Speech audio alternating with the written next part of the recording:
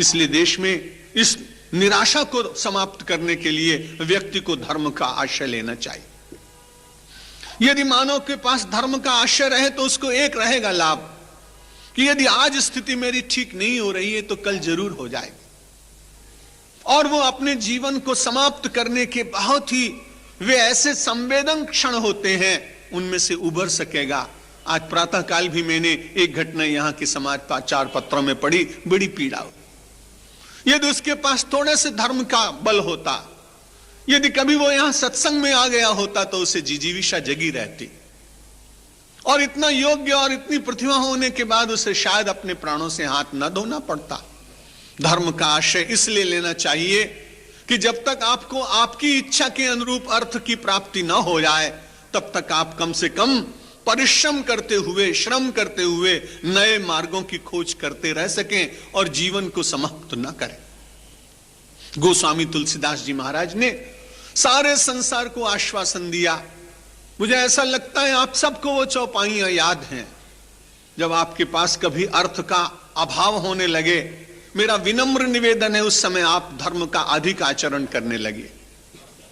गोस्वामी तुलसीदास जी महाराज कहते हैं कि जिमि सरिता सागर मह जाहि, यद्यपि ताहि कामना नहीं, तिमि सुख संपत्ति बिनहि बोलाए, धर्मशील पहुंच जाहि सोहाय। किसी भी सरिता के उद्गम स्थल पर आप जाइए, अमरकंटक चले जाइए या आप चले जाइए गंगोत्री, समय हो तो जाइए यमुनोत्री और उनके उद्गम स्थल पर पूछिए, मां तुम निरंतर समुद्र की ओर जा रही हो, लेकिन एक बात तो बताओ, तुमको समुद्र ने कोई आमंत्रण पत्र भेजा था क्या? सरिता निषेध करेगी कि मुझे आमंत्रण पत्र नहीं मिला, लेकिन मेरे प्रवाह की दिशा मुझे अपने आप ही मिल गई। जिमि सरिता सागर मह जाए। उन सबको लगा कि जब तक सागर को छू नहीं लेंगे तब तक जीवन में शांति मिलेगी नहीं।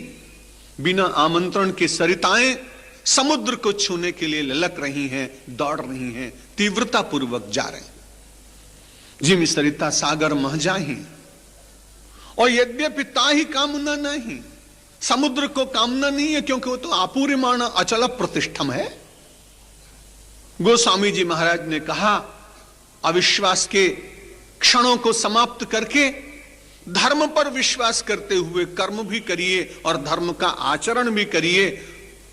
उसी प्रकार से जैसे सरिताएं जाती हैं, उसी प्रकार से गोस्वामी तुलसीदास जी महाराज ने कहा, तिमि सुख संपत्ति बिना ही बुलाए, धर्मशील पह जाई सोहाय। स्वाभाविक रूप से आएगा। कौन सा ऐसा व्यक्ति है जिसको सुख और संपत्ति नहीं चाहिए? लेकिन सुख और संपत्ति के लिए अनर्थ के मार्ग अपनाने के बाद किसी व्यक्ति को पूरी शांति मिली होगी, ऐसा संभव नहीं। कभी कभी लोगों के आचरण को देखकर लगता है कि वो लोग तो ज्यादा बुराई के मार्ग पर जा रहे हैं, हम बड़े पागल हैं, हम क्यों सात्विक मार्ग पर चले? हमको भी बुराई का मार्ग अपना लेना चाहिए क्योंकि बुराई जल्दी लोगों को प्रभावित करती है। लेकिन महाभारतकार महर्षि वेदव्यास जी ने कहा कि कभी ऐसा भी हो सकता है कि अधर्म के आचरण से भी किसी की उन्नति हो जाए। पूर्व जन्म के किसी संस्कार वश उसको दिखाई न पड़ रहा हो, लगता हो उसको कि मैं अधर्म कर रहा हूं फिर भी मेरी उन्नति हो रही। अधर्मेण एधते यावत ततो भद्राणि पश्यति। अधर्म से कभी आगे बढ़ता है और कभी कभी बहुत अच्छा मिलने लगता है। इतना ही नहीं, महर्षि वेदव्यास जी ने कहा, ततः सपत्नान जयति। उसके बाद तो कभी कभी ऐसा भी होता है कि अपने शत्रुओं के ऊपर विजय भी प्राप्त कर लेता है। अब उसके अहंकार की और तृप्ति हुई कि अधर्म का आचरण किया और फिर भी संपत्ति मिली, अधर्म का आचरण किया फिर भी सत्ता मिली, अधर्म का आचरण किया और फिर भी मैंने अपने विरोधियों का विनाश कर दिया। लेकिन चौथी पंक्ति बड़ी विचारणीय है। महर्षि वेदव्यास जी ने कहा, अधर्मेण एधते यावत ततो भद्राणि पश्यति ततः सपत्नान जयति। और चौथी पंक्ति में कहा, समूलस्तु विनश्यति।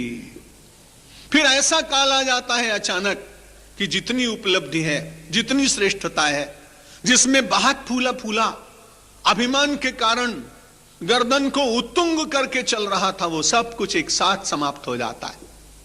यदि आप इतिहास देखने का प्रयत्न करेंगे तो ऐसे बहुत लोग दिखाई पड़ेंगे। इसलिए अधर्म के द्वारा अर्थ की प्राप्ति, इसका निषेध है। ठीक मार्ग पर चलते हुए जितनी अर्थ की प्राप्ति हो आप खूब करिए, और उस अर्थ को सार्थकता देने के लिए मैंने जैसा निवेदन किया, दरिद्र नारायण की सेवा, अपने परिवार पड़ोसी की सेवा, अपने स्वजनों की, अपने छात्रों की, अपने वैज्ञानिकों की, अपने आयुर्वेद विशेषज्ञों की, अपने वेद पाठियों की, अपने प्राचीन विद्या के संरक्षण में तत्पर, साधन और अभावों के बीच में जीने वाले उन लोगों को यदि आपका अर्थ मिला तो इस देश की ललित कला का उद्धार, इस देश की तरुणाई को संरक्षण, इस देश के श्रमिक को आश्वासन और देने वाले के मन का उत्साह आनंद से भरा हुआ कि परमात्मा ने मुझे क्षमता दी और मैं समाज का कुछ काम कर सका।